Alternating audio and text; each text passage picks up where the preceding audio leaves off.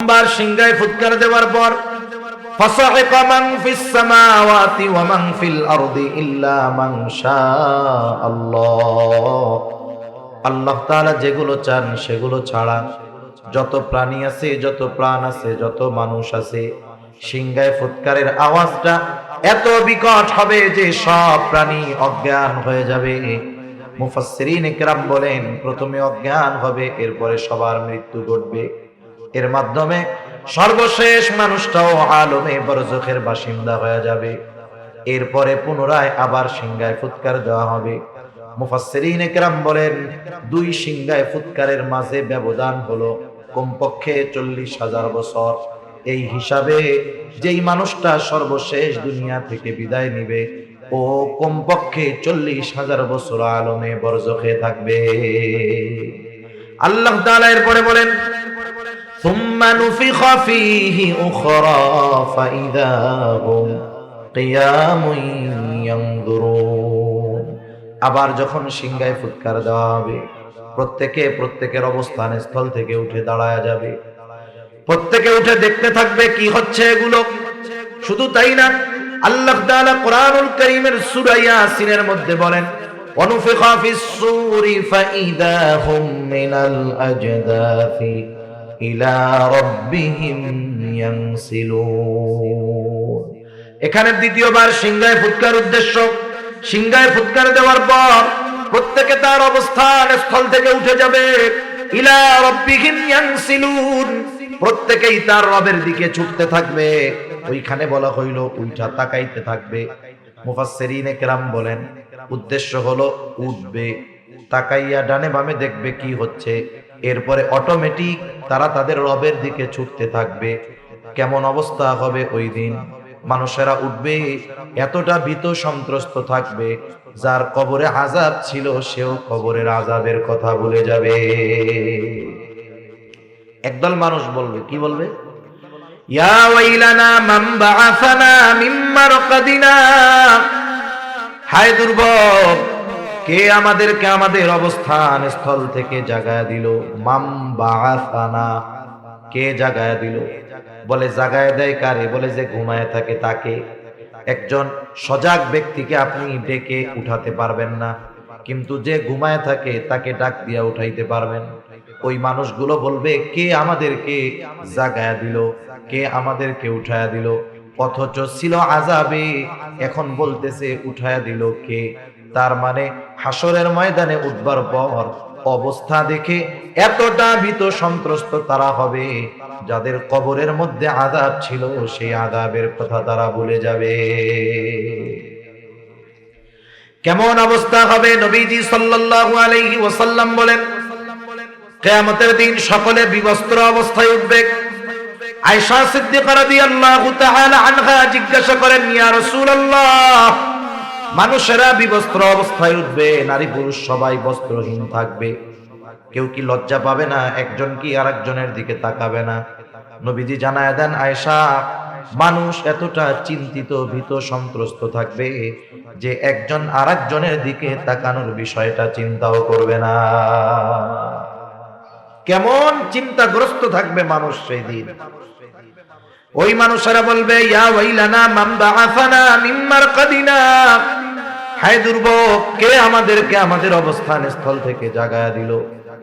মুমিনরা অথবা ফেরেশতারা তাদের এই কথার জবাবে বলবে, হাযা মা ওয়া'আদার রাহমানু ওয়া সাদাকাল মুরসালুন। এটা হলো দয়াময়ের সেই প্রতিশ্রুত দিবস, যেই দিবসের ওয়াদা তিনি দিয়েছিলেন। শুধু তাই না, ওয়া সাদাকাল মুরসালুন, রাসূলগণ এই দিবসের সত্যায়ন করেছিলেন। প্রত্যেক নবী রাসূল তার উম্মতকে আখিরাতের কথা, কিয়ামতের কথা বলেছে কি বলে নাই? এটাই হলো এই দিবস, যেই দিবসের এক নাম হলো ইয়াউমুল কিয়ামাহ। এটাই হলো এই দিবস, যেই দিবসের এক নাম হলো ইয়াউমুল হাসর। এটাই হলো এই দিবস, যেই দিবসের আরেক নাম হলো ইয়াউমুল জাযা। এটাই হলো সেই দিবস, যেই দিবসের আরেক নাম হলো ইয়াউমুদ্দিন। ইয়াউমুল হাসর, একত্রিতকরণ দিবস। পৃথিবীর শুরু থেকে নিয়ে শেষ পর্যন্ত যত মানুষ আছে, ছিল, আসবে, সকলকে ওই দিন আল্লাহ তাআলা একত্রিত করবেন। বলে ইয়াউমুল জাযা, প্রতিদান দিবস। ওই দিন আল্লাহ তাআলা প্রত্যেকটা মানুষের তার দুনিয়ার কর্মের পূর্ণ প্রতিদান দিবেন। আল্লাহ তাআলা বলেন, ওয়া ইন্নামা তুওয়াফাউনা উজুরাকুম ইয়াউমাল কিয়ামাহ ফামান যুহজিহা আনিন নার ওয়া উদখিলাল জান্নাতা ফাকাদ ফাজ। আল্লাহ রাব্বুল আলামিন বলেন, মানুষকে তার কর্মের পূর্ণ প্রতিদান দেওয়া হবে কিয়ামতের দিন। মূল কথা হইল, মানুষকে তার দুনিয়ার কর্মের পূর্ণ প্রতিদান আল্লাহ তাআলা কিয়ামতের দিন দিবেন। দুনিয়ায় আল্লাহ তাআলা কোন মানুষকে তার ভালো কর্ম হোক আর মন্দ কর্ম হোক, এর প্রতিদান পরিপূর্ণভাবে আল্লাহ তাআলা দুনিয়ায় দেয় না। অনেক সময় অনেক মানুষ ভালো কাজ করে, নেকের কাজ করে, গুনাহ, ঠিক কিনা বলেন? আবার দুনিয়াতে অনেকে মন্দ কাজ করে, গুনার কাজ করে। ঘুরে ফিরে কি দেখা যায়? বলে যারা জুলুম করে, যারা অত্যাচার করে, দুর্নীতিবাজ, এরা বাঁচেও বেশি দিন, অসুস্থ সহজে হয় না, দুনিয়াতে এদের প্রভাব প্রতিপত্তিও বেশি থাকে, ঠিক কিনা বলেন? আমরা অনেক সময় আফসোস করি, আরে এত জুলুম করে, এটা মরেও না, কোনো আযাবও আসে না। জালেম যখন জুলুম করে, ওর জুলুমের মাত্রা বাড়ার দ্বারা আমরা তো আশাহত হই, কিন্তু আল্লাহ তাআলা জালেমকে বেশি জুলুম করার সুযোগ দেন কেন? কারণ ও যত বেশি জুলুম করবে, ওকে তত বেশি শাস্তি দেওয়া যাবে, ঠিক কিনা বলেন? মূলত ওর শাস্তি বেশি দেওয়ার জন্য ওকে জুলুম করার সুযোগ আল্লাহ তাআলা দেয়। এজন্য যখন কোনো পাপাচারী জালেম সে দীর্ঘ হায়াত পায়, সুস্থ থাকে, এটারে নেয়ামত মনে করার সুযোগ নাই। কিন্তু জালেমরা কিন্তু নেয়ামত মনে করে। ও অসুস্থ হয় না, পাপ করতেছে, আবার ভালোই আছে, ও মনে করে আল্লাহ মনে করে খুব ভালোবাসে। আসলে কি বিষয়টা তাই? তাইলে তো আল্লাহর কাছে প্রিয় এক বান্দা ফেরাও, 400 বছর তার সর্দি টর্দি কিচ্ছু লাগে নাই, তাহলে বড় বুজুর্গ হয়ে যেত না? কিন্তু আল্লাহ তাআলা ওরে সুযোগ দিছে কেন? শাস্তি বেশি দেওয়ার জন্য। দুনিয়াতে এই জন্য যারা জালেম আছে, আমরা যত দেখি না কেন, মনে করি না কেন যে আল্লাহ তাআলা এদেরকে ছাড় দেয়, আসলে তা না, ছেড়ে দেবেন তা না। আল্লাহ তাআলা দুনিয়াতে পাপ করার সুযোগ দিয়েছেন যাতে আখিরাতে শাস্তি বেশি বেশি দিতে পারেন। আবার এই যে দুনিয়ায় যারা নেকের কাজ করতেছে, মূল প্রতিদান আল্লাহ তাআলা আখিরাতে দিবেন। এই জালেমের জুলুমের যেই মূল প্রতিদান, পূর্ণ প্রতিদান আল্লাহ তাআলা তাকে আখিরাতে দিবে। দুনিয়ায় তো অনেক মানুষ এমন হবে, যেমন দোয়ার কথা বুজুর্গানে দিন বলেন, একটা মানুষ যখন দোয়া করে, দোয়ার প্রতিদান আল্লাহ তাআলা 3 ভাবে দেয়। দোয়া কবুলের কিছু শর্ত আছে, শর্তগুলো ঠিক রেখে যদি সে দোয়া করে, যেমন হারাম খায় না, অন্যেরটা মেরে খায় না, অসম্ভব কিছু আল্লাহর কাছে চায় না। যেমন কেউ যদি আল্লাহর কাছে এই দোয়া করে যে আল্লাহ আপনি তো নূহ আলাইহিস সালাম রে 950 বছর হায়াত দিয়েছেন, আমারে বেশি না 500 বছর দিলে হবে, এই দোয়া কি করা যাবে নাকি? কারণ নবীজি জানিয়েছেন আমার উম্মতের গড় আয়ু হলো 60 থেকে 70, এই জায়গায় আপনি কেন 500 বছর চাইবেন? এজন্য এমন কিছু না চাওয়া যেটা আল্লাহ দিবেন না। এই বিষয়গুলো, কিছু বিষয় আছে, ঠিক রেখে যদি আল্লাহর কাছে দোয়া করা হয়, তাহলে ওই ব্যক্তির দোয়া কবুল হয়, কোনো সন্দেহ নাই। তবে দোয়ার প্রতিদান আল্লাহ তাআলা 3টা স্তরে দেন। কয় স্তরে? প্রথম হলো দোয়া করার সাথে সাথেই আল্লাহ তাআলা কবুল করেন। আপনি আমি আমার আপনার জীবনের অনেক দোয়া আছে যে নগদে করছি, আল্লাহ তাআলার কাছে কবুল হয়ে গেছে। এই রকম নজির আপনি অনেক পাবেন। কথার কথা মনে করেন, একটা উদাহরণ দেই।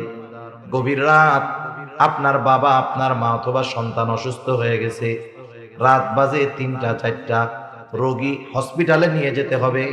আপনি যখন এখান থেকে, ঘর থেকে বের হবেন, স্বাভাবিক 2টা 3টার সময় কোনো ধরনের গাড়ি না পাবেন না, এটাই স্বাভাবিক, ঠিক কিনা বলেন?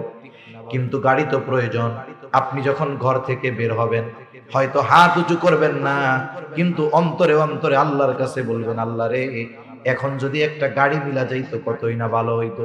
গেট খোলা বাহির হইলেন, দেখলেন যে একটা সিএনজি আপনার সামনে আইসা হাজির। কিরে ভাই কই যাবা? বলে চিটাগাং মেডিকেলে যাব, ওইখান থেকে একজন লোক রে আনতে হবে। তখন আপনি বলবেন কি, যে দাঁড়াও, আমার একজন রুগী আছে, সেও যাবে, একটু চিন্তা করেন। আপনি মনে করতেছেন এটা সাধারণ বিষয়, না না, ওই যে বের হওয়ার সময় অন্তরে আল্লাহর কাছে দোয়া করেছেন, ওইটা আল্লাহ তাআলা নগদেই কবুল করে নিছে। এরকম 1টা 2টা না, আপনি আমি যদি খেয়াল করি, আমার আপনার জীবনে হাজার হাজার দোয়া আছে যেটা আল্লাহ নগদে দিয়েছে। দোয়ার দ্বিতীয় অবস্থা হয় আল্লাহ তাআলা নগদে দেন না, দুনিয়ায় দেন, তবে একটু বিলম্বে দেন। আপনি সেই 2000 সাল থেকে দোয়া করতেছেন, আল্লাহ আমার একটু আপনার ঘরটা জিয়ারত করার তৌফিক দেন, নবীর রওজার পাশে দাঁড়াইয়া সরাসরি সালাম দেওয়ার তৌফিক দেন। আবেগ দরদ মোহাব্বত নিয়ে দোয়া করতেছেন, দোয়া চালায় গেছেন, দোয়া তো কবুল হয়ে গেছে, কিন্তু আল্লাহ তাআলা আপনাকে 2023 সালে 24 সালে বাইতুল্লাহ জিয়ারতে পাঠাইলো। তার মানে আল্লাহ সুবহানাহু ওয়া তাআলা দোয়া কবুল করেছে, কিন্তু যেটা চাইছেন এটা দিয়েছে বিলম্বে।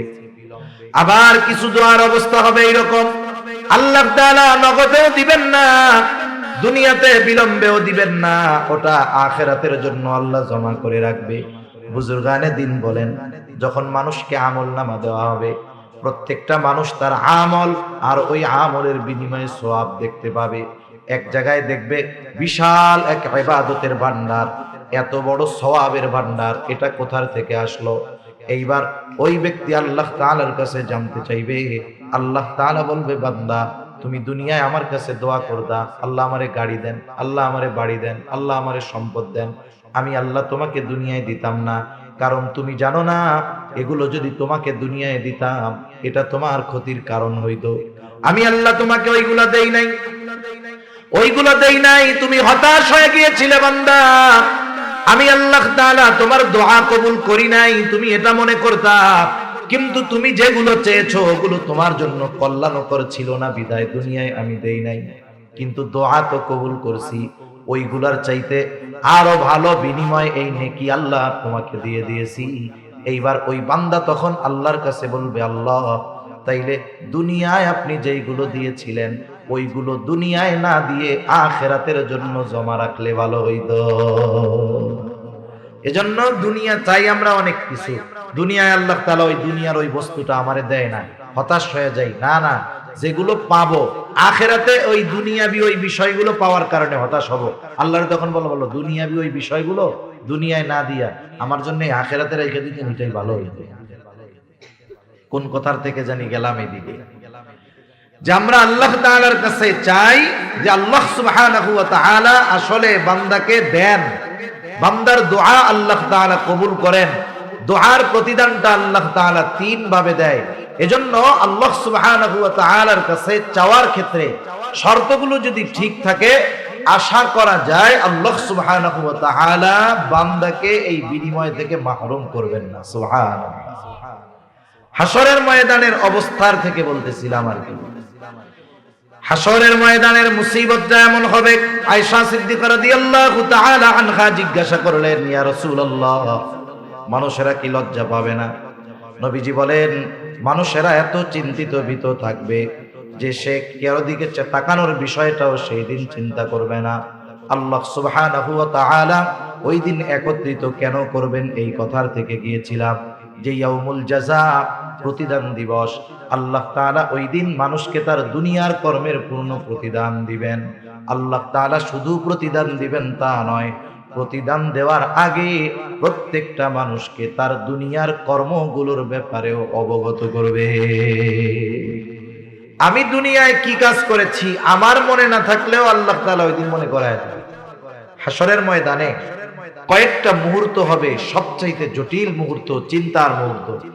মানুষগুলো একেবারে ওই সময়ে নিস্তব্ধ নীরব হয়ে যাবে। এর মধ্যে একটা হলো যখন আমলনামা দেওয়ার ঘোষণা দেওয়া হবে। আমলনামা, দুনিয়ায় কি করছি এই আমলনামা ফাইল আমাদের কাছে পৌঁছানোর খবর দেওয়া হবে। একেবারে পিনপতন নীরব হয়ে যাবে, কোনো কথা নাই, সকলে চিন্তিত, না জানি কোন হাতে আমলনামা পাই। আমলনামাগুলো ছেড়ে দেওয়া হবে, কারণ আমার আপনার সাথে সর্বদা আমার আপনার কর্মগুলোর সাক্ষী সংরক্ষণের লোক সবাই আছে, ফেরেশতারা আছে। আমার কর্ম, আমার কথা, আমার কাজ সব সংরক্ষণ করা হচ্ছে, সাথে সাথে তারাও আমার কর্মগুলোর ব্যাপারে সাক্ষী হচ্ছে। সব প্রস্তুত, কিয়ামতের দিন ছেড়ে দেওয়া হবে। প্রত্যেকের আমলনামা প্রত্যেকের কাছে গিয়ে পৌঁছায়া যাবে। আমারটা অন্যের কাছে, অন্যেরটা আমার কাছে আসবে, বিষয়টা এমন নয়। আমলনামাগুলো কেউ ডান হাতে পাবে, কেউ বাম হাতে পাবে। সকলেই আশা করবে আজকে যেন আমি আমার আমলনামাটা ডান হাতে পাই, কিন্তু বাস্তবতা হলো ইচ্ছা করলেই হবে না, বরং আমলনামা কে ডান হাতে পাবে কে বাম হাতে পাবে এটা তার দুনিয়ার কর্মের উপরেই নির্ভর করবে। একটা বিষয় দেখেন, দুনিয়াতে আমাদের গড় আয়ু 60 থেকে 70 বছর। সবাই তো আর 70 বছর বাঁচে না, কেউ একটু বেশি বাঁচে, এর সংখ্যা কম, কিন্তু 70-এর কম এটাই সংখ্যা বেশি। অথচ এই অল্প সময়ে 60-70 বছরের হায়াতটা এত দাম যে এই 60-70 বছরের কর্মের উপরে নির্ভর করতেছে আমার পুরো অনন্তকালের অবস্থা। এজন্য আমরা দুনিয়ার সময়টাকে একেবারে হেলায় খেলায় বিনষ্ট করে ফেলি, এটা কখনোই ঠিক হবে না। এবার আমলনামা যারা ডান হাতে পাবে তারা তো আনন্দিত হয়ে যাবে। তাদের অভিব্যক্তি কেমন হবে, তারা কতটা আনন্দিত হবে, আল্লাহ তাআলা কোরআনুল কারীমের মধ্যে জানায় দেন। আল্লাহ তাআলা বলেন, ফাআম্মা মান উতিয়া কিতাবাহু বিয়ামিনি ফায়াকুলু হাউম ইকরাউ কিতাবিয়া ইন্নী যানানতু আন্নী মুলাকিন হিসাবিয়া।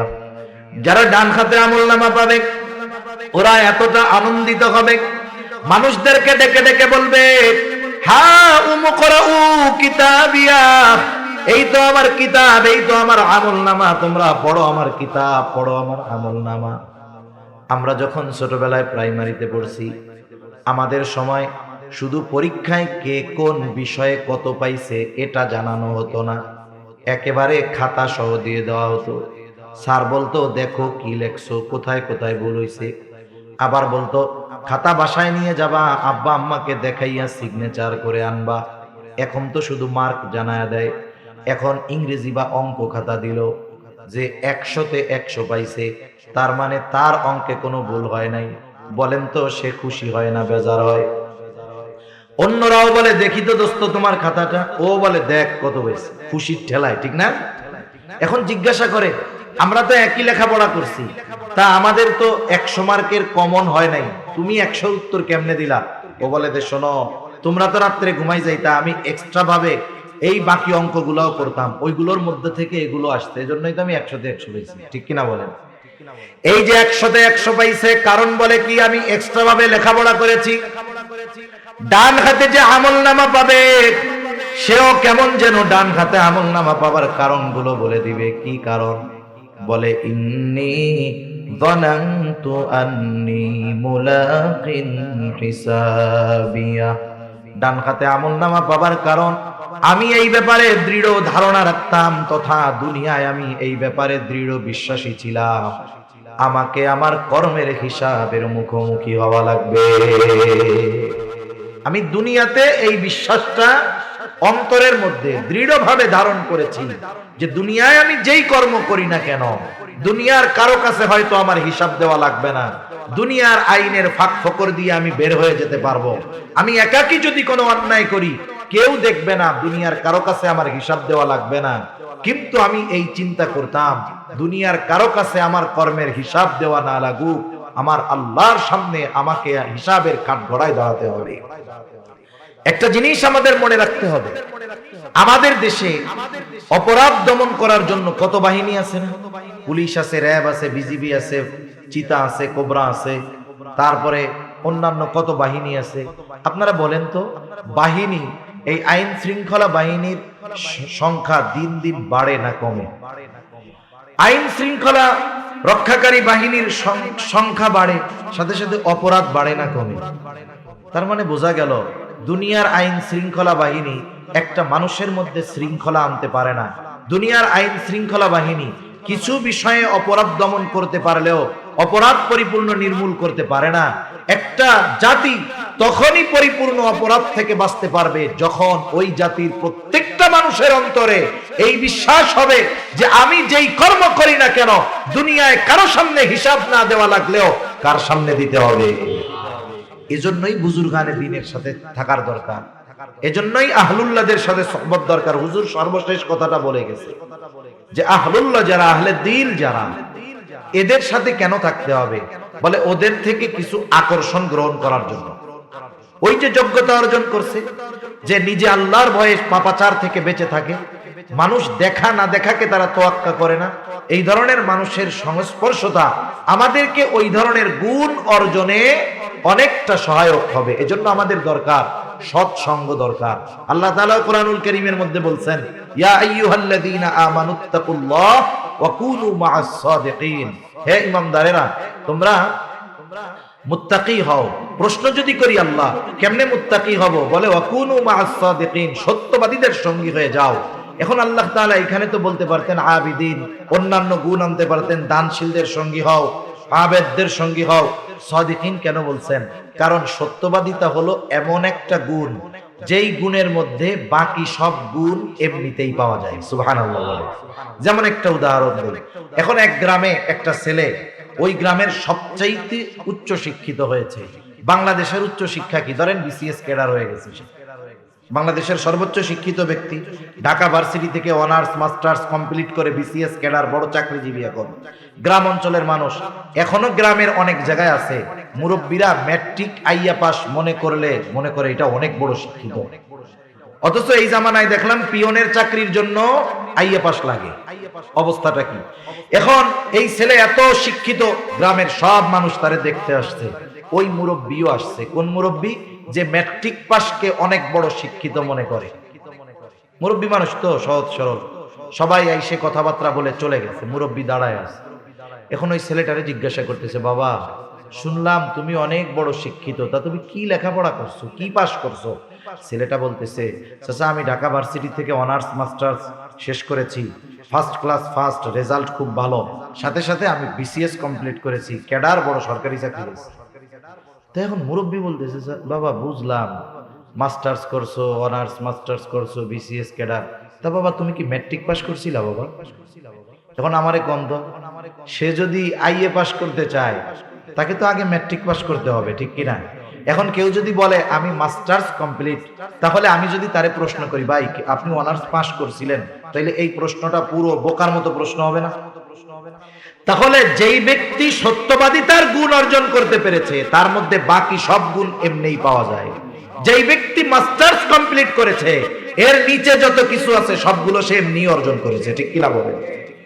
এজন্য আমাদের সোহবত দরকার, আহলে দিল যারা, এদের সাথে যদি থাকি আমার দিলের পরিবর্তন হবে। দেখবেন প্রশাসনের চিন্তা আসবে না, আল্লাহর ভয়ে গুনাহমুক্ত জিন্দেগি গঠন করা সম্ভব হবে।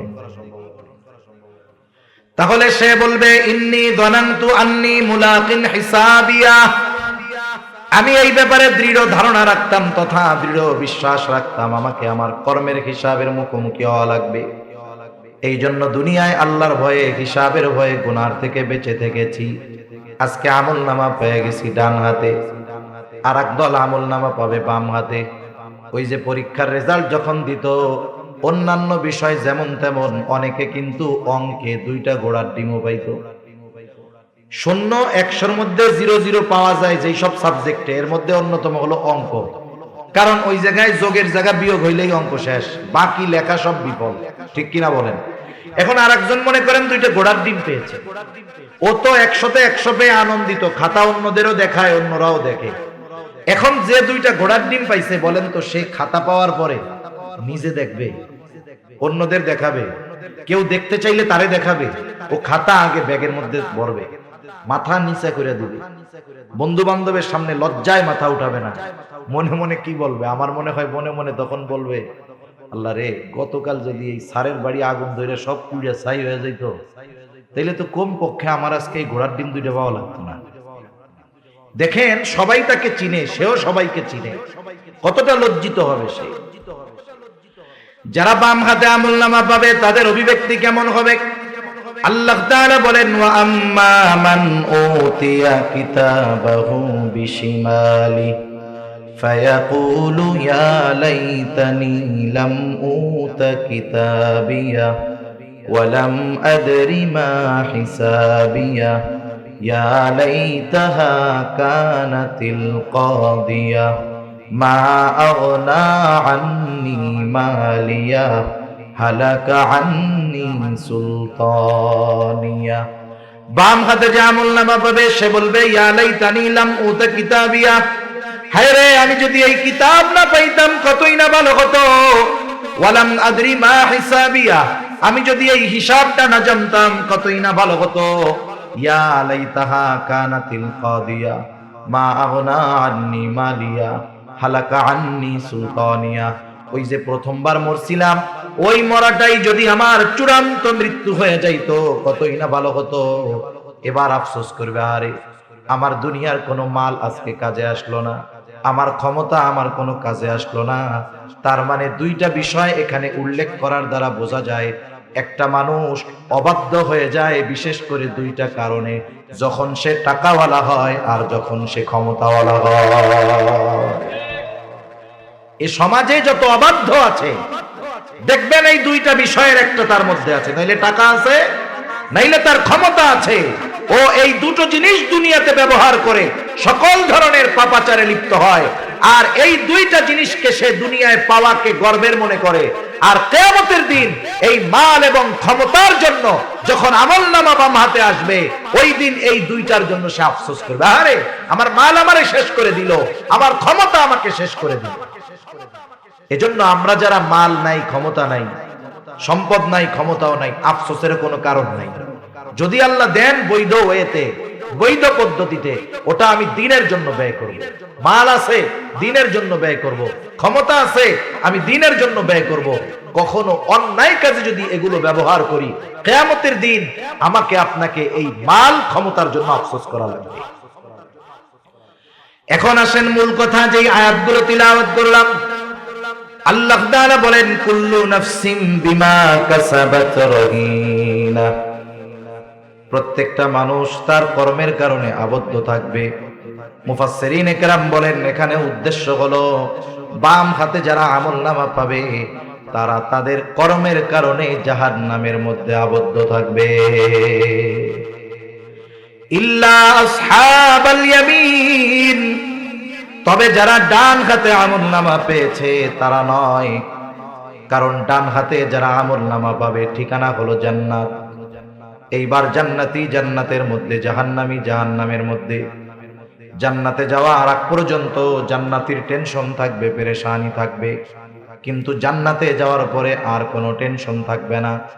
হাসরের ময়দানে কেমন চিন্তিত থাকবে মানুষ। আল্লাহ তাআলা বলেন, ইয়াউমা ইয়াফিরুল মারউ মিন আখিহি ওয়া উম্মিহি ওয়া আবিহি ওয়া সাহিবাতিহি ওয়া বানিহি লিকুল্লি ইমরিইম মিনহুম ইয়াউমাইদিন শা'নুন ইউগনি। আল্লাহ তাআলা বলেন, কিয়ামতের দিন ভাই ভাইয়ের থেকে পলায়ন করবে, ওয়া উম্মিহি ওয়া আবিহি, পিতামাতার থেকে পলায়ন করবে, ওয়া সাহিবাতিহি ওয়া বানিহি, দুনিয়ায় যেই স্ত্রী সন্তানের চেহারা দেখলে সারা দিনের ক্লান্তি নিমেষে দূর হয়ে যায়, ওই দিন সেই সন্তান থেকে পলায়ন করবে। কেউ চাইবে না পরিচিত কারো সাথে কারো দেখা হয়ে যাক। ওই দিন সকলে একে অপরের থেকে লুকায়া থাকবে, প্রত্যেকটা মানুষ নিজের চিন্তায় বিভোর থাকবে। শুধু তাই না, মানুষেরা এমনও বলবে, আল্লাহ আপনি সারা দুনিয়ার সব মানুষকে জাহান্নামে দিয়ে হলেও আপনি আমাকে মাফ করে দেন। কতটা চিন্তিত থাকবে মানুষ। কিন্তু ওই মানুষটা যখন জান্নাতে যাবে, হাসরের ময়দানে কাউকে চিনতে পারবে না বা চিনবে না, কিন্তু জান্নাতে যাওয়ার পরে কাউকে সে ভুলবে না।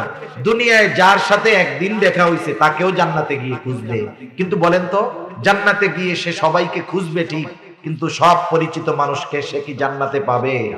পাবে না। তাফসীর ইবনে কাসীর সহ পৃথিবীর সব প্রসিদ্ধ তাফসীরের মধ্যে এসেছে যে আল্লাহ তাআলা জান্নাতি আর জাহান্নামীদের মধ্যে দেখা কথাবার্তার ব্যবস্থা করে দিবেন। এই যে জান্নাতি খুঁজতেছে মনে মনে, আল্লাহ তাআলা জানেন কি জানেন না, এখন দেখার ব্যবস্থা করে দিবে। যাদের খুঁজতেছো এরা কই একটু দেখো। জান্নাতি জাহান্নামীকে দেখবে। যদি বলেন কেমনে দেখবে, প্রযুক্তির এই জামানায় বোঝানো সহজ। আপনি তো আপনার আমেরিকা প্রবাসী ভাইটাকেও বাংলাদেশে বসে একেবারে কি করতেছে কি খাইতেছে সব দেখেন। যে আল্লাহ মানুষকে এই বুদ্ধি দিলেন, ওই আল্লাহ জান্নাতীদেরকে জাহান্নামীদেরকে দেখাবেন, এটা আল্লাহর জন্য কোনো ব্যাপারই না। জান্নাতি জাহান্নামের দিকে তাকায় দেখবে, আরে জাহান্নামের মধ্যে তার অনেক আপনজন, প্রিয়জন, বন্ধু বান্ধব, আত্মীয় স্বজন কঠিন শাস্তি ভোগ করতেছে। এই দৃশ্যটা দেখবার পর ওই ব্যক্তি, জান্নাতি ব্যক্তি, আল্লাহর দরবারে কৃতজ্ঞতার মাত্রা বাড়ায় দিবে, বলবে, আল্লাহ আপনি যদি আমার প্রতি দয়া না করতেন, হয়তো আজকে আমাকেও ওদের সাথে জাহান্নামে থাকা লাগতো। আবার জাহান্নামীও জান্নাতীকে দেখতে পাবে। জান্নাতীকে দেখবার পর সে দেখবে জান্নাতের মধ্যে তার অনেক আপনজন, প্রিয়জন, বন্ধু বান্ধব, আত্মীয় স্বজন জান্নাতি নাজ নেয়ামত ভোগ করতেছে, আর সে কঠিন আযাবের মধ্যে আছে। এই দৃশ্যটা দেখবার পর তার আফসোসের কারণ হবে, আফসোস হবে, আফসোস। আর ওই আফসোস তার যন্ত্রণা বৃদ্ধির কারণ হবে। কিসের আফসোস হবে? দুনিয়াতে একই বাজারে ব্যবসা করে, একই মাঠে খেলাধুলা করে, একই স্কুলে লেখাপড়া করে, সব সময় একসাথেই থাকে, কিন্তু একজন নামাজে যায় আর একজন নামাজে যায় না। আছে না নাই এরকম? এখন নামাজি বন্ধু তো জান্নাতে, বেনামাজিটা জাহান্নামে। ও এখন যখন তাকায় দেখবে বন্ধু জান্নাতের নিয়ামত ভোগ করে, তখন আফসোস করবে কি, হায় রে, দিনের 18 ঘন্টা বন্ধুর সাথে থাকতাম, এই নামাজ পড়তে যাই তো সর্বোচ্চ 5 ওয়াক্ত মিলাইয়া 1 ঘন্টা, আরে এই 1 ঘন্টা সময় যদি ওর সাথে থাকতাম, তাহলে আজকে আমি ওর সাথে জান্নাতে থাকতে পারতাম।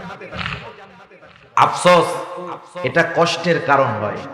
আফসোসের কারণে বাড়ি ব্যথা, এটাও অন্য না, এটা হৃদয়ের ব্যথা, এটা আরো কষ্টের বেশি। যেমন আমি একটা উদাহরণ দিই যে আসলে কেমনে ব্যথাটা আসে। উদাহরণটা মনে করেন একজন অপরিচিত ব্যক্তি, যাকে আপনি জীবনেও দেখেন নাই, সে আপনাকে একটা বকা দিছে। স্বাভাবিক, কেউ যদি আমারে আপনারে বকা দেয় খারাপ লাগবে কি লাগবে না? কিন্তু সে যেহেতু অপরিচিত, একবার দিয়ে চলে গেছে, 2-1 ঘন্টা পরে ওইটা আমার আর মনে থাকবে না, স্বাভাবিক হয়ে যাবে। ওই একই বকাটা, একই শব্দটা যদি আপনার কোনো বন্ধু আপনাকে দেয়, বলেন তো আগে অপরিচিত লোক বকা দেওয়ায় যেই কষ্ট পেয়েছেন, বন্ধু দেওয়ার পরে কষ্ট বেশি লাগবে না কম লাগবে? আবার হুবহু ওই শব্দটা যদি আপনার সন্তান আপনার ব্যাপারে ব্যবহার করে, বলেন তো কষ্ট আগের চাইতে বেশি লাগবে নাকি কম লাগবে? শব্দ এক, শুধুমাত্র ব্যক্তির পরিবর্তনের কারণে একটা সময় যদি সন্তান ওই শব্দটা বাবার জন্য বলে, ওই কথাটা কথা থাকবে না, বিষাক্ত তীর হয়ে বাবার বুকের মধ্যে বদ্ধ হবে। শব্দ এক, শুধুমাত্র ব্যক্তির পরিবর্তনের ক্ষেত্রে ওই শব্দের আঘাত কঠিন থেকে কঠিনতর হয়ে যায়। এজন্য তাদের আফসোস কষ্ট বৃদ্ধির কারণ হবে, আফসোস করবে, কেন গেলাম। আল্লাহ তাআলা শুধু দেখা নয়, উভয় দলের মধ্যে কথাবার্তার ব্যবস্থা করে দিবে। আল্লাহ তাআলা বলেন, ফি জান্নাতিন ইয়াতাসাআলুনা আনিল মুজরিমিন। জান্নাতীরা পরস্পর মুজরিমদের কাছে জানতে চাইবে, প্রশ্ন করবে, মা সালাকাকুম ফি সাকার, কোন কারণে তোমরা সাকারের অধিবাসী হইলা, কোন কারণে তোমরা জাহান্নামী হইলা। এইবার তাদের এই প্রশ্নের জবাবে জাহান্নামীরা তাদের জাহান্নামে যাওয়ার কারণ বলবে। 1 নাম্বার কারণ বলবে, ক্বালু লাম নাকু মিনাল মুসাল্লিন।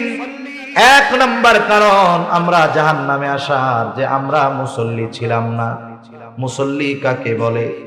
বলে সপ্তাহে 1 দিন মসজিদে হাজিরা দিলে কিন্তু সে মুসল্লি নয়।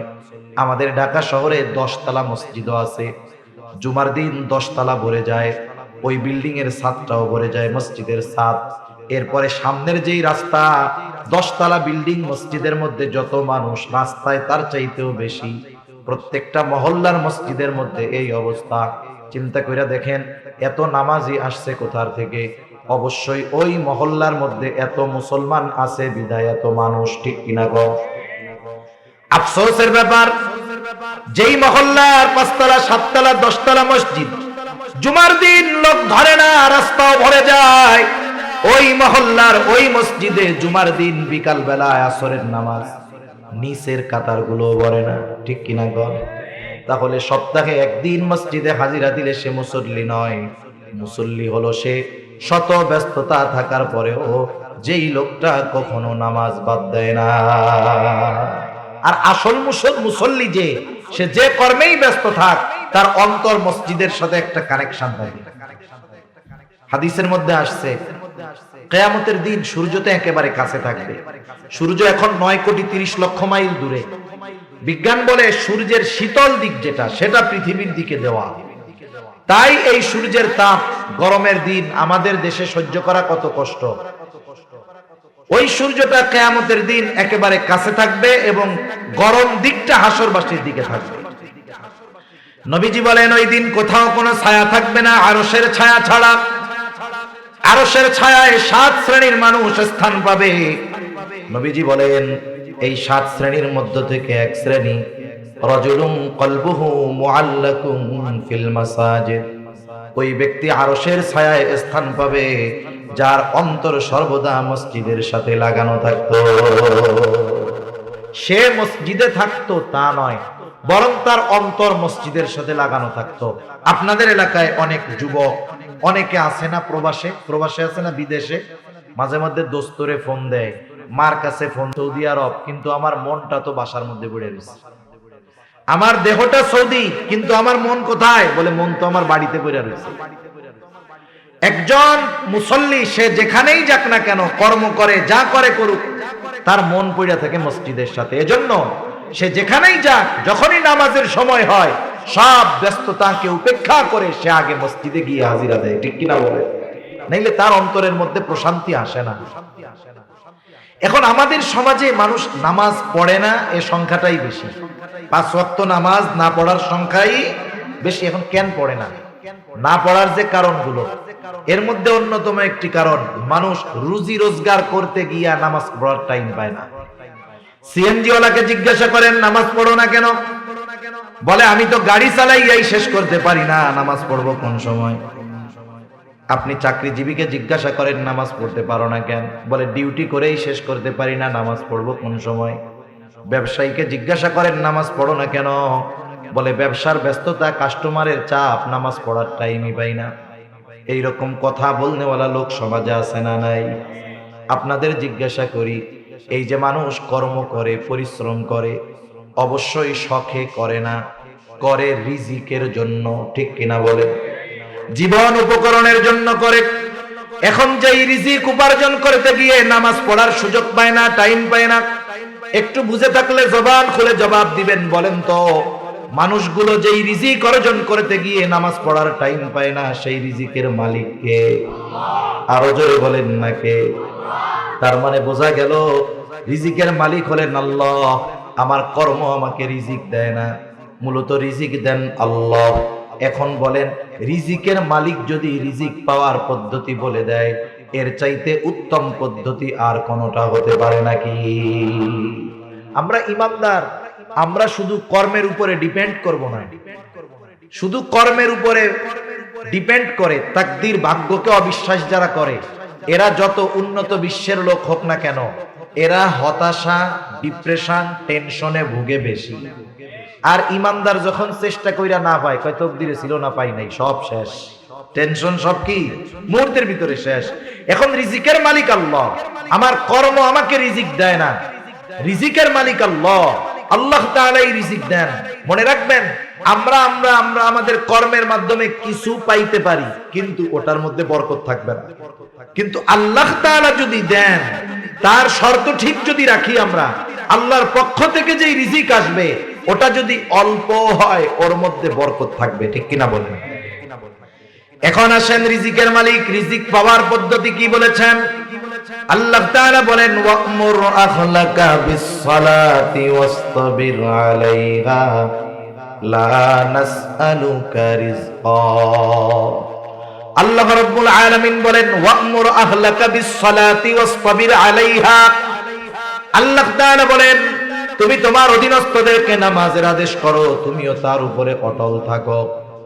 আমি যদি আল্লাহর পক্ষ থেকে যদি বরকতময় রিজিক আশা করি, তাহলে 1 নাম্বার, আমাকে তো নামাজি হতেই হবে, ঘরের মানুষদেরকেও নামাজি বানাতে হবে। ওয়া'মুর আহলাকা বিস-সালাহ। মনে রাখবেন, আপনি একা নামাজি, তাহাজ্জুদ, তাওয়াবিন, ইশরাক বাদ দেন না, কিন্তু আপনার ঘরের ছেলেটা নামাজ পড়ে না, আপনার মেয়েটা নামাজ পড়ে না, আপনার স্ত্রী নামাজ পড়ে না। আপনি দ্বীনের উপরে চলেন, কিন্তু আপনার পরিবার পরিজন দ্বীনের উপরে চলে না। মনে রাখবেন, আপনার অধীনস্থ মানুষগুলো বদ্দিন হওয়ার কারণে আল্লাহ তাআলা আপনার রিজিককে সংকুচিত করে দিবে। এজন্য আপনার রিজিকে বরকত আসার অন্যতম মাধ্যম আপনার পরিবারও দিনদার হতে হবে। অনেক মানুষ আছে মাঝে মধ্যে আমাদের সাথে মেসেজ দেয়, ফোন দেয়, প্রবাস থেকে দেয় যে হুজুর এত ইনকাম করি বরকত নাই। তা আমি আবার মাঝে মধ্যে জিজ্ঞাসা করি, প্রবাসে যারা থাকে এদের তিনটা রোগ বেশি থাকে। কয়টা রোগ? একটা হলো জুয়া খেলার রোগ, 2 নাম্বার হলো মদ পান করার রোগ, নেশার রোগ, 3 নাম্বার হলো নারী ঘটিত রোগ। সমস্যা আছে এইগুলা? বলে হুজুর আল্লাহর কসম এগুলা কোনো কিছু নাই, বিড়ি সিগারেটও খাই না, নামাজ কালাম ঠিক মতো পড়ে না, পড়ি হুজুর, ডিউটি করি, নামাজ কালাম পড়ি, বিশ্রাম নেই, আপনাদের ওয়াজ নসিহত শুনি, এতটুকু শেষ। আমি আবার কয়েকজনকে জিজ্ঞাসা করেছি, আপনার তো সব ঠিক আছে, তা ঘরের অবস্থা কি, বাড়ির অবস্থা কি? বলে হুজুর এই কথা আর বলবেন না, বেতন পাঠাইতে দেরি, মার্কেটে যাইতে দেরি হবে না, এত ফোন দিয়া বিদেশের থেকে আমি জাগাই ফজরের নামাজের জন্য, পড়ে না, ছেলেটা কথা শুনে না, মেয়েটা নামাজ পড়ে না। আমি কয়েকজনরে এরকম বলছি, ভাই আপনি তো ছিদ্র কলসে পানি ঢালতেছেন, কিয়ামত পর্যন্ত হায়াত পাবেন, ঢালতে থাকবেন, কিন্তু কখনো ভর্তি হবে না। সেজন্য আপনি আপনার পরিবারকে আগে দ্বীনের মধ্যে আনেন, লক্ষ টাকা নয়, অল্প টাকাও যদি হয় আল্লাহ তাআলা বরকত দিয়ে দিবে ইনশাআল্লাহ। আপনি দেখেন তো এই সমাজে সবচাইতে কম উপার্জন হলো ইমাম সাহেব, মাদ্রাসার শিক্ষক, মুয়াজ্জিন, এনাদের। যদিও ইমাম নেতা নাম, কিন্তু বেতন নাই। ওনাদের পরিশ্রম হিসাবে ওনাদের সম্মানই বাস্তবেই কম। ওনাদের ডিউটি কোনো সরকারি ছুটির দিন নাই, একেবারে প্রত্যেক দিন 24 ঘন্টা ডিউটি। যেই দিন আপনার চাকরি ছুটির দিন শুক্রবার, ওই দিন ওনারও ডিউটি বেশি, ঠিক কিনা বলেন? সেই অনুযায়ী বাস্তবতা হলো ওনাদের যেই সম্মানই একেবারে কম।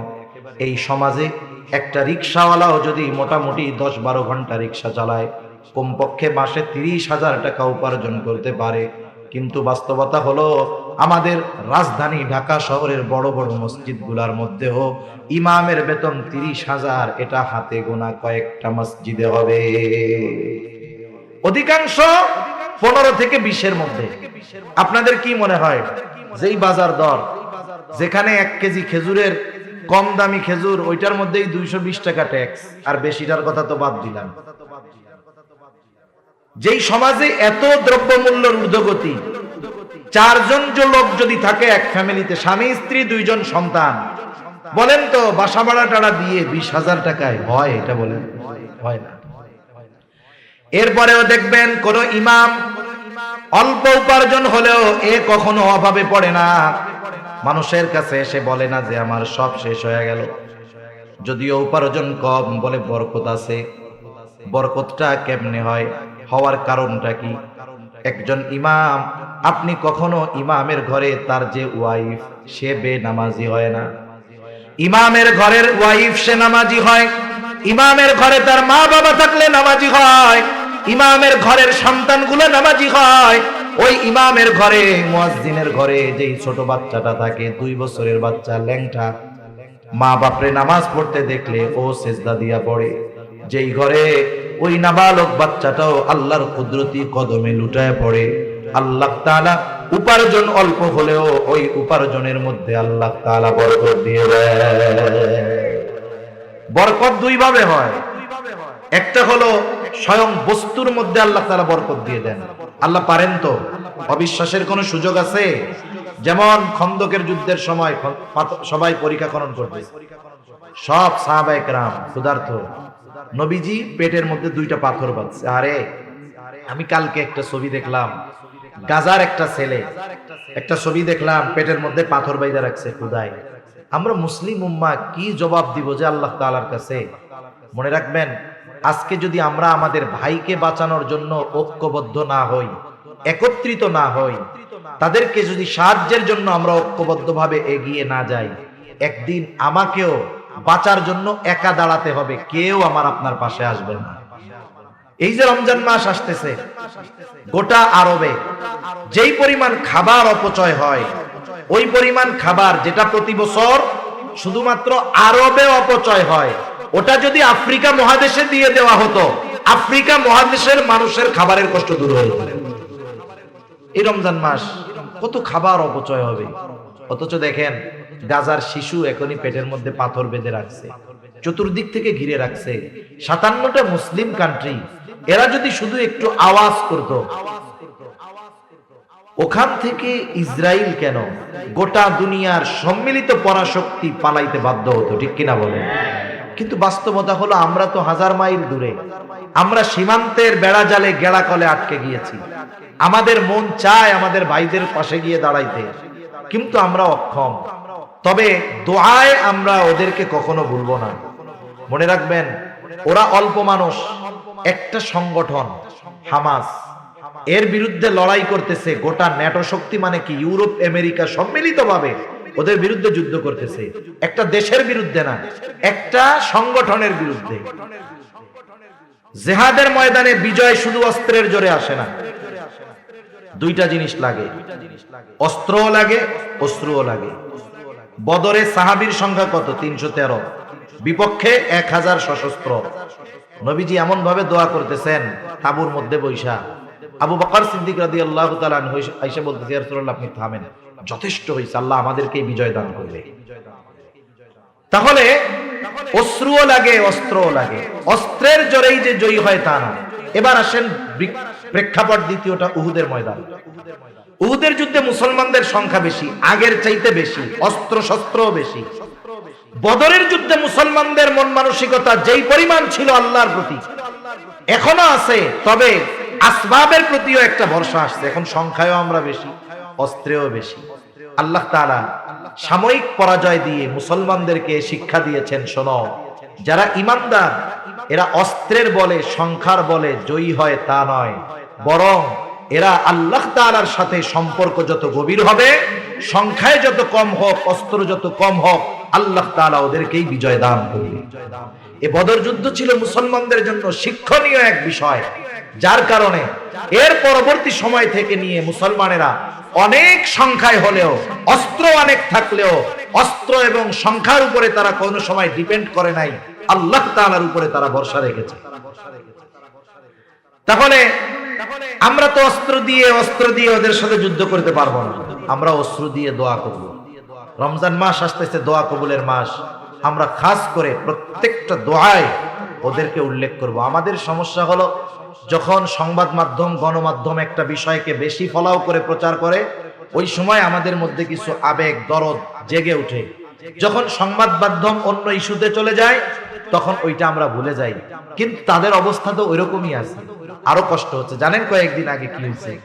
খাবারের অভাব, গোটা দুনিয়ায় যখন খাবারের অপচয়, তারা খাবারের অভাবে আছে। কত বড় খারাপ এই ইহুদি জাতি! ওরা একটা জায়গায় মানুষদেরকে খাবার দিবে, ত্রাণ দিবে, স্বাভাবিক খাবারের অভাব, সব শিশুরা, মহিলারা, বৃদ্ধরা, পুরুষেরা সব এক জায়গায় একত্রিত হয়েছে। আপনারা এপ্রিল ফুলের ইতিহাস জানেন না? এপ্রিল ফুল, 1 এপ্রিল অনেক মুসলমানের সন্তানেরা মেসেজ দিবে বোকা বানানোর জন্য।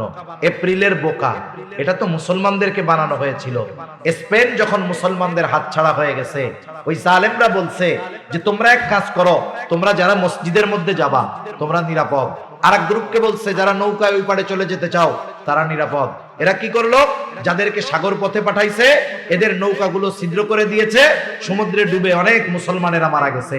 মসজিদের মধ্যে যারা ঢুকবা তোমরা নিরাপদ, ওরা চারদিক দিয়ে আটকিয়ে মসজিদের মধ্যে আগুন ধরায় দিয়েছে। এই যে মুসলমানেরা যে বোকা হইছে, মসজিদে ঢুকছে বাঁচার জন্য, আর ওরা মেরে ফেলতে পারছে, এটা ওদের আনন্দের বিষয়। আর এই বিষয়গুলো আমাদের মুসলমানের সন্তানেরা না জেনে 1 এপ্রিল বন্ধুরে মেসেজ পাঠাবে, ফাঁকা মেসেজ, বলদ বানানোর মেসেজ, এগুলো আমরা করব না। এই সব গাজার মানুষেরা এক জায়গায় একত্রিত হয়েছে, কিসের জন্য? বলে কিছু খাবারের জন্য। এইটাকে ইসরায়েলিরা সুযোগ মনে করে ওই জায়গায় বোমা হামলা করছে। কতটা অমানবিক হতে পারে, কতটা অমানুষ হতে পারে, কতটা নৃশংস হতে পারলে এই ধরনের কাজ একটা জাতি করতে পারে। ওদের জন্য হেদায়েতের দোয়া, আর কি করব, মুখ দিয়ে হেদায়েতের দোয়া আসে না, এখন ডাইরেক্ট ধ্বংসের দোয়াই করতে মন চায়, ঠিক কিনা বলেন? একটা বিষয় হলো তাদের এই অবস্থা, আমরা সহযোগিতা করতে পারতেছি না। কমপক্ষে যদি প্রতিদিন দোয়া না করি, আল্লাহর দরবারে ধরা খেয়ে যেতে হবে। কমপক্ষে এতটুকু তো বলতে পারবো, আল্লাহ আমরা তো অক্ষম, দুর্বল ছিলাম, আপনি তো সবল, আপনার কাছে তো বলছি, আপনি এই ব্যাপারে আমাদেরকে দায়ী করেন না। সেজন্য আমরা তাদের বিষয়টা আল্লাহ তাআলার কাছে দোয়া করব তো ইনশাআল্লাহ। পেটে পাথর বাঁধা নবীজির, সাহাবী দেখা গেছে নবীজির পেটে পাথর, দৌড় দিয়া বাড়ি চলে গেছে। যে বলতেছে খাবার কি আছে, বলে একটা ছোট ছাগলের বাচ্চা আছে আর আটা আছে। কয়জন হতে পারে? সর্বসাকুল্য 7-8 জন বা 10 জন। খাবারের ব্যবস্থা করো। ছাগল জবাই দিয়া রান্না চড়াইয়া দিছে, রুটির খামিরা বানাইছে এরকম গোল গোল, অপেক্ষা করতেছে আসবে নবীজি আর গরম গরম রুটি বানায় নবীজিকে দেওয়া হবে। যাই বলতেছে ইয়া রাসূলুল্লাহ, আপনার ক্ষুধায় পেটে পাথর, আমার বাড়িতে কয়েকজনের খাবারের আয়োজন হয়েছে, আপনি সহ কয়েকজন চলেন। নবীজি করলেন কি, সবাইরে একসাথে ডাক দিলেন, 1000-এর উপরে সাহাবী সবাইরে। এখন বলতেছে অবস্থা কি, খাবার হলো 10 জনের, যাচ্ছে কত? 1000-এর উপরে, প্রায় 1200। দৌড়িয়া চলে গেছে আগে, যে অবস্থা তো এই। যে বলছি নবীজিকে এরকম, আর উনি সবাইকে নিয়ে আসতেছে। মহিলার কি ঈমান, কি ইয়াকিন, বলে নবীজি আসতে বলছে? বলে হ্যাঁ আমি নবীজিরে বলছি, নবীজি বলছে সবাই চলো। বলে তাহলে তোমার টেনশন করার কোনো দরকার নেই। সুবহানাল্লাহ। নবীজি গেছেন, নবীজিকে অবস্থা বলা হয়েছে, নবীজি বলতেছেন ডাইকা রাখো, তরকারির পাত্র ঢাকো, এইবার রুটির খামিরা যেগুলো গোল গোল বানানো হয়েছে ডাইকা রাখো। ডেকে রাখছে, নবীজি নিজ হাতে বের করে দেন, তরকারি উঠায় দেন, ওপাশ দিয়ে রুটি বানিয়ে দেওয়া হয়, দলে দলে ঢুকে খায় আর বের হয়ে যায়, খায় আর বের হয়ে যায়। যেই খাবার 10 জনের না হওয়ার কথা, 1000-এর উপরে সাহাবীকে আল্লাহ রাসূল সাল্লাল্লাহু আলাইহি ওয়াসাল্লাম নিজ হাতে আপ্যায়ন করেছেন। সুবহানাল্লাহ। এখানে বরকতটা হইছে মূল বস্তুর মধ্যে, মূল বস্তুর মধ্যে। দ্বিতীয় বরকতের ধরন কি, বলে দেখবেন অনেকে হাফ কেজি চাউলের ভাত খেয়ে ফেলে, এরপরে ওর পেট ভরে না। বিয়া বাড়িতে গেছে, 3 গামলা গোস্ত একা খাইছে, কয় দোস্ত এরপরে আমার পেট ভরে না, এটা আরো পারতাম কিন্তু আইনা দিল না। আছে না এরকম আল্লাহর বান্দা কিছু? আবার কিছু আল্লাহর বান্দা আছে দেখবেন ভাত নিছে এতটুকু, এক টুকরা মাছ নিছে, খাইছে তো ওর পেট ভরে গেছে। আছে না নাই? মনে রাখবেন আল্লাহ তাআলা স্বল্প ব্যয়ের মাধ্যমেও বরকত দান করে। এখন যে কথা আর থেকে গেলাম, আল্লাহ তাআলা নামাজি যদি হয় বরকতময় রিজিক দান করে, এই কথাই আল্লাহ তাআলা বলেন ওয়া'মুর আহলাকা বিস-সালাতি ওয়াসতাবির আলাইহা লা নাসআলুকা রিজকা।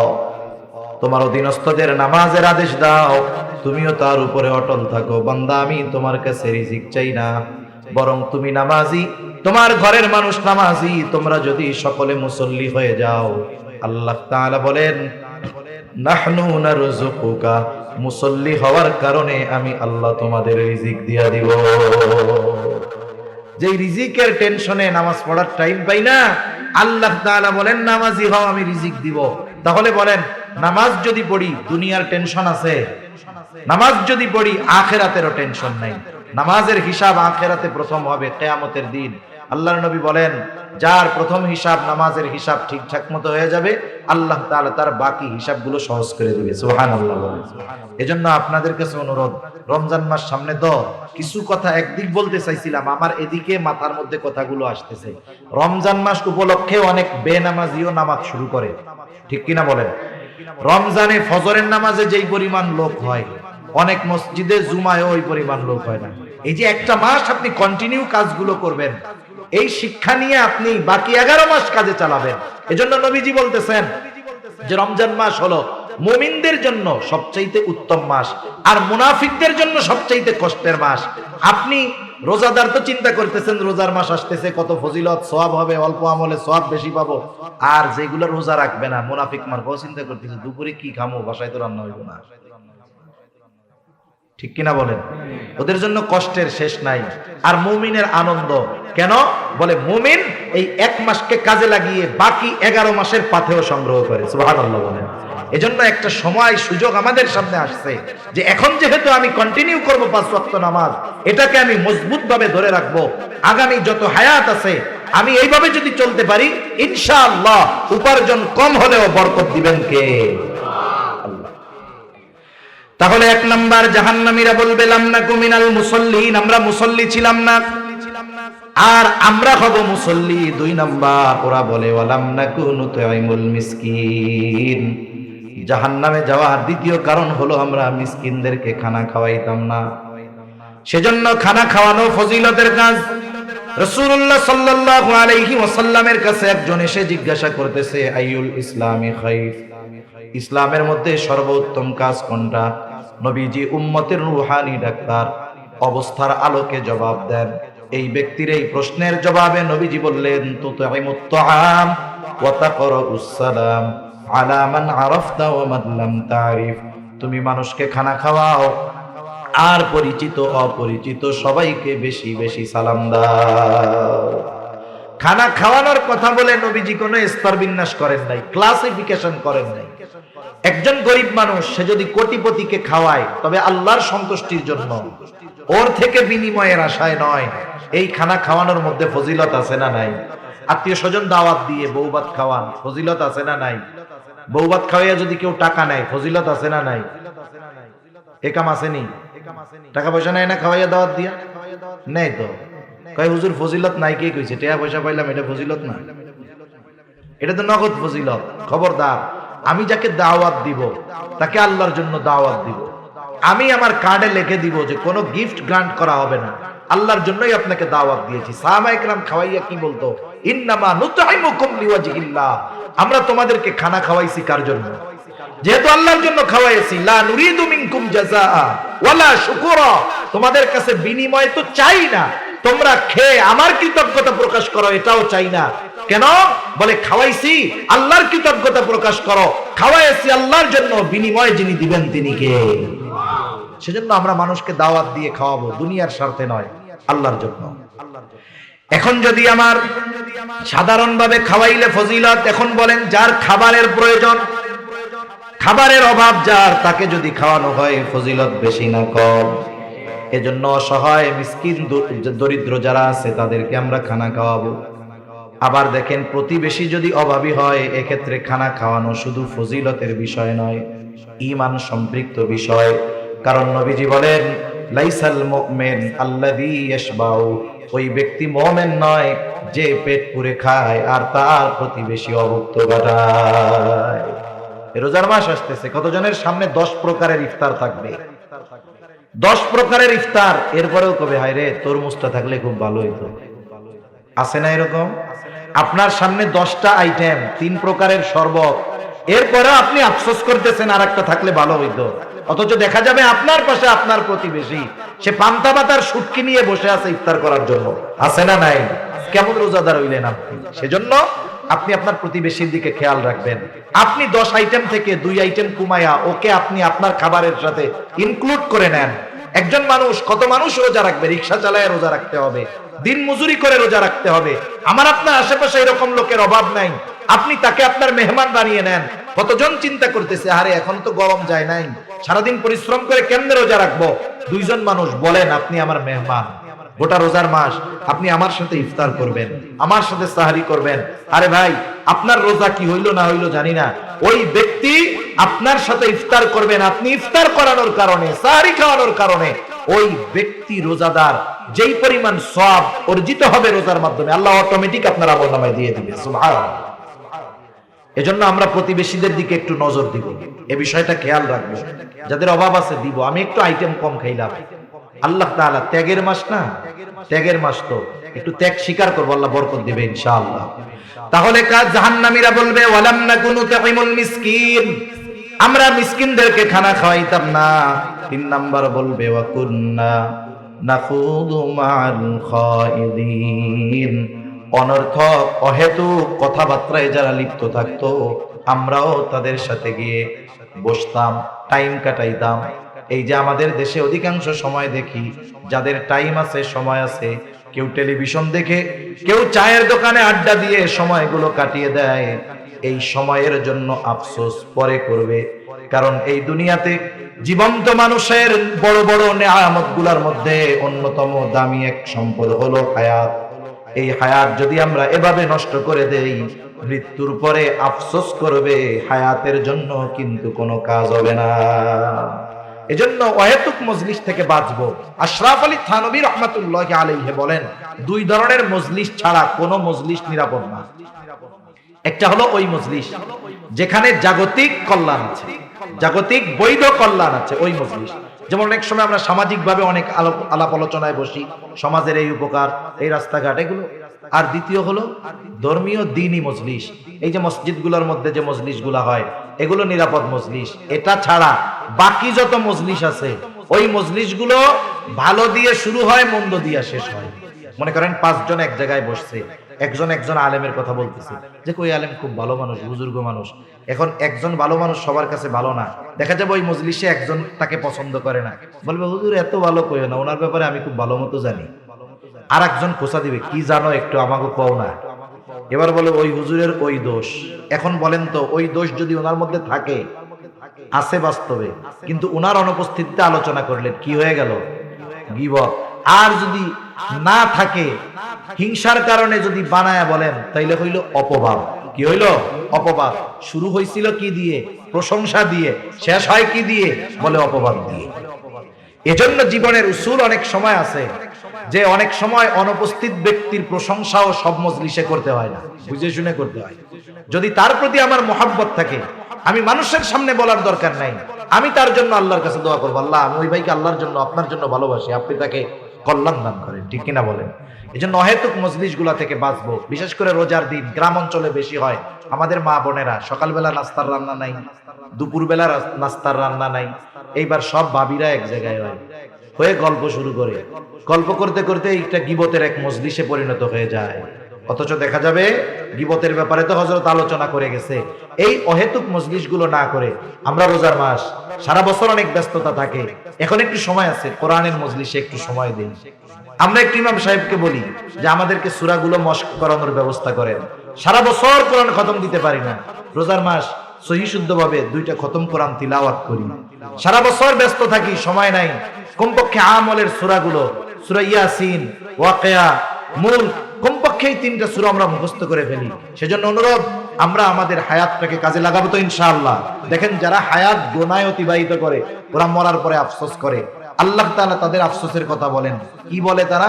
ফায়াকুলা রাব্বি লাউলা আখারতানি ইলা আজালিন করিব ফাআসাদদাক ওয়া আকুম মিনাস সালিহিন। মরার পরে আফসোস করে, সময়ের দাম বুঝতে পারে, তখন বলে রব লাউলা আখারতানি ইলা আজালিন করিব, আমাকে যদি সামান্য সময়ের জন্য অবকাশ দেওয়া হইতো, আবার একটু দুনিয়ায় যাওয়ার সুযোগ দেওয়া হইতো, টাকা পয়সা তো দিছিলেন, দান সদকা করতাম, এমন নেক কাজ করতাম, সৎকর্মশীলদের অন্তর্ভুক্ত হয়ে যাইতাম, ওয়া আকুম মিনাস সালিহিন। একটু সময় দেন না, আবার একটু দুনিয়ায় যাই। বলেন তো মৃত্যুর পরে ওই ব্যক্তি সময়ের মূল্য বুঝতে পারবে ঠিক, কিন্তু তাকে একটা মুহূর্ত সময় দেওয়া হবে নাকি? যেই জিনিসের জন্য মরা মানুষ আফসোস করতেছে, ওই জিনিস আমাদের কাছে এখন আছে। সেজন্য হায়াতকে আমরা ভালো কাজে ব্যয় করব তো ইনশাআল্লাহ। অহেতুক মজলিস থেকে বাঁচবো। 4 নাম্বার, ওয়াকুন্না নুকাদ্দিবু বিয়াউমিদ্দিন। ওরা বলবে আমরা কিয়ামতের দিবসকে অস্বীকার করতাম।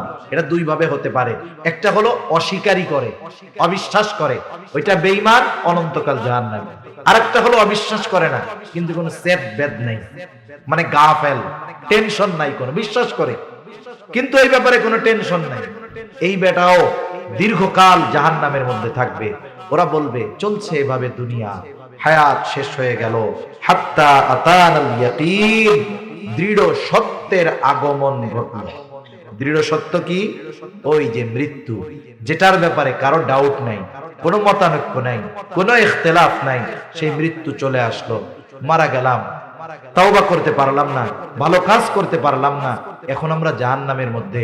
আল্লাহ তাআলাও বলেন এত কিছু জানিয়ে দিলাম সুস্পষ্ট ভাবে, এরপরেও যেহেতু তোমরা নিজেদেরকে পরিবর্তন করার চেষ্টা করো নাই, শুনে রাখো ফামা তানফাউহুম শাফাআতুশ শাফিঈন, তোমাদের জন্য, তাদের জন্য কোন সুপারিশকারীর সুপারিশ গ্রহণ করা হবে না।